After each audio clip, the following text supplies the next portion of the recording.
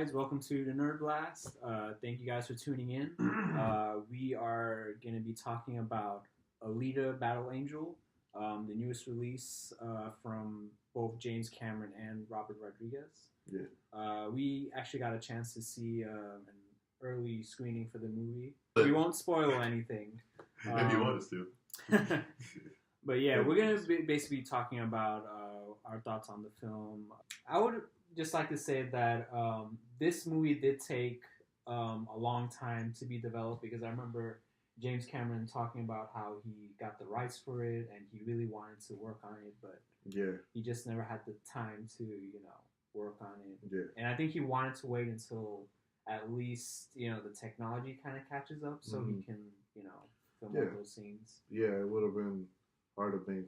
Yeah, back then. Oh, yeah. As opposed to now. This movie, but like 10 years ago. Yeah. It would have not looked good. No. I can only imagine. Yeah. It came out 10 years ago, it would have been the shit. Yeah. Which is actually one of the biggest selling points of this movie. Visually, it's amazing. Yeah. I mean, just look at Alita herself. She's the actress Rosa Salazar. She does her, but obviously they change her up to look more. Her eyes are bigger and I think more younger. Yeah. Because she's supposed to be a teenage. She's supposed to be a teenage girl in a cybernetic body. Yeah. So like that, it was really good. Like how there was times where like if it wasn't for like the big eyes, you wouldn't really be able to differentiate how like CGI she is and not. And like one of the scenes that does it well, I mean it's one of the scenes in the trailer too. There's a part where she's like practicing her martial arts, and she does this thing where she like stops right at the mirror. Yeah. I think like the way it looked so good, so real. Like it really looked like that was a person. I mean, I think it was because it was all performance capture. Yeah. But the way she really well with the fighting style Panzer Kunst, it's called. Panzer Kunst, She basically like she really popped off on the screen, man. Like, yeah, she really did. Like I do say like her character was nicely developed. Yeah. And ironically, like she felt the most human in the movie. She did. Like visually and like which I liked that they actually embraced that in the manga, because I haven't read the manga, but like from what I've heard, they really do touch on her humanity, like how she becomes in the manga. If you're reading the manga, like how she evolves from a teenager into like a cybernetic woman. This badass woman. Like I said, I mean, but you gotta hand it to Robert Rodriguez and James Cameron for. And it's not just like the performance capture for her. It's also like, for example, the world. The world with Iron City. Iron City was a real city that they built. Like everything was all practical effects. Yeah. They actually built those streets and they made it look like. And it's one of the things they said. Again, so in our screening, they had like a little behind the scenes, and they were talking about this. Yeah. How. Even though it's a futuristic city, in a lot of movies, futuristic cities, you think, like everything's made out of like steel or metal or like technology. And it's like, well, if you look at how streets look back in the day, 1,000 years ago, and how they look now, they're not very different. They're still pretty much the same. Yeah, things that worked in 1,000 years ago still work today. So like, why would we really change?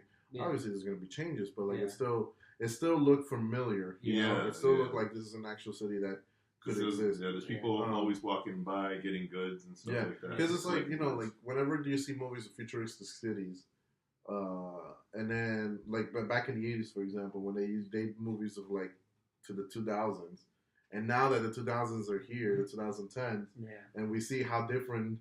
Like why, they thought we were going to look this way, but we actually look pretty similar to the way we looked at the 80s. Yeah. And that's really how realistically it's going to be, maybe, which takes place, like 100 years ago? No. I saw like 25, like 500 years from now. Yeah. So like 500 years from now. Yeah. I mean, it'll probably be different, but it'll still have similar aspects to now. And it's true.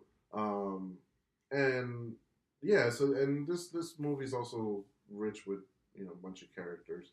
Yeah. We have so many actors in this movie. We have Rosa as Alita. Then we have Christoph Waltz. Christoph Waltz as Dr. Idol. Yeah. Jennifer Connelly as she's Sharon. Dr. Sharon. Yeah, I should have known. Yeah, Marshala Ali as Vector. Sharon, he was the bad guy. Yeah. And Ed Skrein is Zapan. Yes, the bounty hunter. The bounty hunter. Yeah. And then her love interest, Hugo. So you have a lot of different characters. Different characters here. And it's cool. It's very similar to the manga and the anime, as in there's so many similarities. The floating city's cool. It looks almost exactly the same. The scene where he finds her, everything. It's very similar. Yeah, I gotta hand it to those guys. Like, they really embrace the manga. Trying to put obviously you can't be exactly like the manga. You have to make your own changes. But it's still for the most part, the changes that they made worked for this film. This film is just like a really fun, action-packed film. Yeah. For those of you who don't know the plot, the plot is a man, Dr. Ito, finds a cyborg with an intact brain, head and torso. Yeah, and he builds her a body, and then she has no recollection of who she was, and she has to learn her place in the world. Yeah. And while at the same time, people are coming after her for reasons she doesn't know. That's pretty much the gist of it. Yeah. And we see, throughout the movie, we they tell us what her past was and stuff. Yeah. But so this movie's mostly about her. So one of the things I noticed is that they kind of put aside Christoph Waltz's character. He was just just exposition character. Yeah. I'm just here to explain exposition and that's it. Yeah, he had more of a role. In the manga. Yeah, in the anime as well. Yeah, in the anime. He looked like a Ghostbuster. Yeah, with his hair and his long shit. In the manga as well, he has this hair. Yeah. You know what? I was cool that they some of the stuff that they kept, like his hammer. Yeah, that was cool. But one thing I did so I haven't read. Because I know this movie covers at least the first four volumes. Yes. But one of the things that wasn't covered in this movie that was covered in the manga was, one of the biggest themes in the manga was Alita's struggle with who she is. Yeah. And in this movie they do that a little bit. They do touch on it, but not too much. She figures out immediately and then she just goes on. Yeah. And that's the problem with a movie like this where you try to cram a lot of stuff in. Yeah. And that's you cram 4 books in a 2-hour movie. Yeah, it's gonna feel that way. So they kind of missed. So that was one of the biggest themes that they missed out on. Finding yourself. Yeah. But that doesn't mean it's still a bad thing. I mean, this movie's action scenes are really, really amazing. Yeah. Oh yeah, really good, really good. We were watching it. What type of theater was it? Well, we saw it in a Dolby Cinema theater in 3D. Yeah. So Dolby Cinema 3D basically has 3D and basically the shot motion. The sound is amazing, and you can feel the motion. Seats. Yeah. Whenever there's someone gets slammed, you feel it. Yeah. That was cool. Yeah. Which, by the way, I would recommend. Yeah, definitely in IMAX or like we said, Dolby. Yeah. It's really, I mean, if you can't, then just regular still fine. But definitely recommend it in IMAX. Yeah. This movie is visually stunning. The fight scenes are amazing. I mean, the first fight scene we see already gets pretty damn awesome when she fights some of these guys, and it's holy crap. Again. It goes to show how well the motion capture was, because her movements, the fluidity of her movements was so good, and it wasn't at one point where in movies like that where there's a CGI fight, you could tell it's a CGI fight. Yeah. But with this one, you can actually see. For example, look at Black Panther, right? when they fought with their suits, you could tell. Yeah, you can tell. Yeah. In this one, even though it's a completely CGI fight, because it's obviously two robots fighting, it still looks so good. Like it looks like it's someone that looks like a robot fighting with someone else that looks like a robot. You know, so that was really cool. Yeah, it's a visual masterpiece. Yeah, those fight scenes, you know, like in the bar, and then out in the streets. Yeah, and then the motorball. Yeah, stuff. That's another big part of this film. There's this sport called the motorball, and that plays a big role in this film. That whole thing, the whole sequence of doing that whole thing, it's so awesome. People were saying like, "Oh, yo, this is totally like Mega Man," but I think Mega Man. No, this has been longer than Mega Man. Yeah. This is way longer than Mega Man.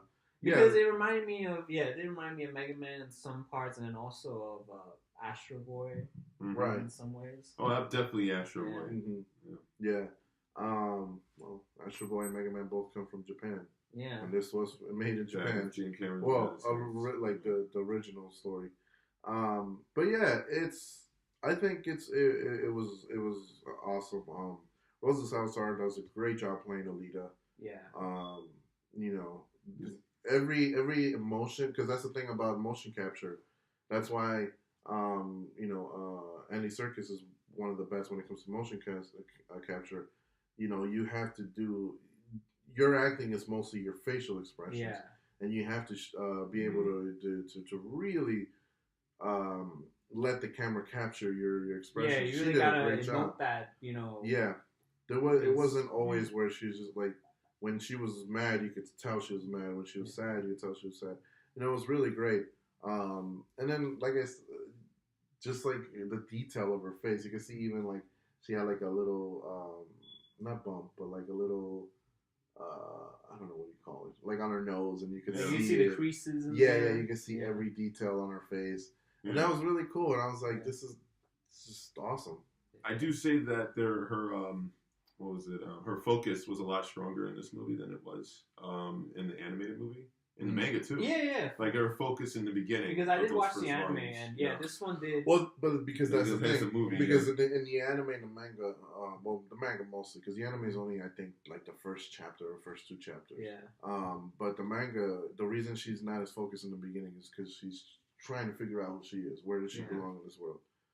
Where in the movie they just kind of like, she figures that out immediately, and then she becomes this focused, strong warrior or battle angel. Yeah. And then it's just the rest of the movie is just like her trying to stop everything that's happening, trying to be the hero. Yeah. And from the looks of it, at least if it does well, which I personally think it will do well, because I think this movie's great. Yeah. And it makes me happy because, when it comes to anime or manga adapted films, there's not a good track record. Yeah, it's not a very good track record. The recent one being Ghost in the Shell. A lot of people hated it. This movie was really good. I mean, obviously it has its flaws, like I said. Like, since we're talking about flaws, like there were a couple of flaws, like with some of the characters and some of the relationships. And trying to cram too much into a 2-hour movie. Sometimes stuff can feel rushed. But I still think it was a great movie. The only character I really didn't like was the Hugo character. The Hugo character, the boyfriend. I really couldn't get invested in their relationship. Yeah, that's the only. I don't know if it's the actor or the way he was written. I can't tell right now. I have to really watch it again. You need to do some detective work. But that's the only thing I wasn't too fond of. Everyone else, like I said, Christoph Waltz his character was mostly just for exposition. Yeah. Same thing with Dr. what's her name? Shirin. She was kind of a bad guy, but at the same time, she wasn't. You felt like that could have been played by anybody. Yeah, that could have been played by anybody. Yeah, but it was mostly where there was times where I'm just like, I don't. And then I feel felt like her character just could have not been there either. And I felt the same way with Vector, Marshall Ali's character. Same thing. He could have been played by anybody. Yeah. But I still liked his performance because I think one of the things about Marshall Ali is like because he's played bad guys before. Yeah, he has a great stare. Yeah, that's what especially behind glasses. That's exactly what I was gonna say. You know, when that he knows how to do this like this look that like that's a bad guy. Yeah. Although, well, I'm not gonna spoil it. You know what's funny in the manga? I think it might be in the manga, he's like he doesn't really look all that black in the manga. Yeah. In the anime, he looks something. Well, in the manga, I don't know. I guess they would be Japanese, but one of the biggest changes they did is they made Iron City more into like a land city. Yeah. The reason being is because James Cameron is the type of guy that like in his movies he likes to make things believable. Yeah. So like So he was talking about that, where it's like oh, you made this thing, so how does it work? Yeah, exactly. Yeah. So it's like that's why they kept the rocket boosted hammer because it does kind of look like something that would exist. And Robert Rodriguez said that like his movies are more whimsical. If you look at his movies like Once Upon a Time in Mexico or Desperado, he's the type of guy that would make a freaking guitar into a rocket launcher and shoot rockets, or I wasn't gonna fly with James Cameron. Yeah. James Cameron's like, no, we're not doing it. So like, and then he said it himself, like when they're talking about the things that they kept similar to the manga, the hammer was one of the things, and he said, if it was up to me, I would have kept it just because it looks freaking cool. Yeah. But change the city into a land city is because like if you're gonna have what is it called, a space elevator, which is basically what's the name of that city? The floating city? He said it so many times. Yeah, I keep forgetting about that. So the city on the ground is called Iron City. And then there's a floating city, and that's one of the themes of the movie. Everyone wants to get there. It's like paradise. Kind of like Elysium in that movie. Zalem. Yeah, so but it's like a floating city kind of. But it's like a space elevator. So then apparently the science for a space elevator, you have to be near the equator. So what's near the equator? Land cities like. So they made it look like Panama City kind of or something like that. Yeah. So that's why they mentioned there was a lot of like a lot of in the movie they say there's a lot of mixed cultures. Yeah. I wish it kind of emphasized that more because that was weird. We're like because she mentions like, oh, there's so many languages, but then at the same time, like I didn't hear any people speaking. It's like it's shown that there's been some kind of war 500 years ago or something like that, and then ever since that, the city was created, and then all these people from all over the world flocked into the city. That's why there's a bunch of cultures. But then like you don't really see that in the film. Like you just see a couple signs in like Spanish, but first of all, almost everyone was either white or I think I saw maybe a few black people in the background, but it's mostly white people. And then everyone's speaking English, and like or either English or like English but with an English accent, And I'm just like, why are there like no Spanish people here, even though it's supposed to be a land city? Yeah. I didn't understand that. But I mean, like, that's just like small gripes, just like background stuff. Mm-hmm. But back to my point, it's like, James Cameron likes to do things where they explain, and that's why that looked like a land city. Yeah. Everything else about it, the way some of these, like, I think they only show him a little bit in the trailers. Zarpan, whatever his name is. Zapan. Yeah. I call him Zarpan. Yeah. Even like, you see him in the trailer and he's just like... He's got the most douchiest chin in Hollywood. Yeah, right? And then there was the other guy, Gruishka. The big guy. Yeah. And then there's a couple of smidget of others. Yeah. And it was cool. It was cool to see that. It really did make me believe that this is a futuristic city. And this is like a real place. Yeah. And again, the action scenes were amazing. Her performance, Rosa Salazar's performance as Alita was great. I think she has a future, especially motion capture. Oh yeah. I think she might be able to do more. Mm-hmm. Maybe she could be like the female Andy Serkis.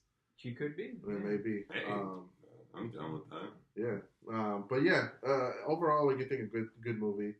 I definitely suggest people go check this out.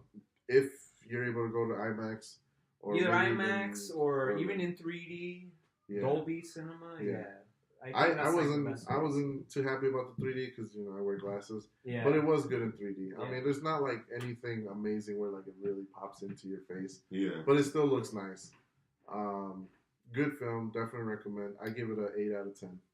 Yeah, I would give it an 8 out of 10 because I think this is like maybe a faithful adaptation of this. Like if you guys are familiar with the manga and the anime.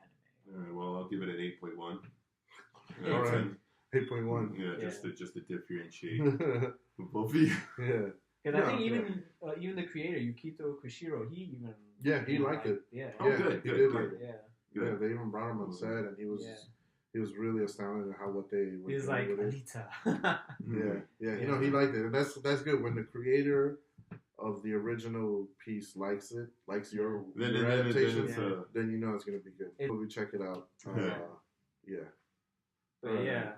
Thank you guys for checking us out on our review of Alita Battle Angel.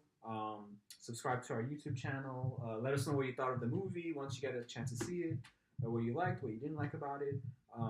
Follow us on Facebook, Twitter, Instagram. Also check out our Twitch channel as well because we do stream now and again. Matt does a lot of that, but yeah. All right, well. But if you want to see more reviews and stuff like that, subscribe to us on YouTube. Hit that bell to make sure you get notifications of when we when we do put up new stuff, then you'll know. So, and like I said, we do reviews, reaction videos to trailers and stuff like that. Yeah. And other stuff. And it's overall a bunch of nerdy stuff. Yeah. Anyways, thank you for subscribing. It keeps stories stay nerdy, right? Whoa. When you do subscribe to us on YouTube, well, if you like what you see, if you want to see more reviews and stuff like that, subscribe to us on YouTube. Hit that bell to make sure you get notifications of when we. When we do put up new stuff, then you'll know. So, and like I said, we do reviews, reaction videos to trailers and stuff like that. Yeah. And other stuff. And it's overall a bunch of nerdy stuff. Yeah. Anyways, thank you. See you later, guys. Later, guys.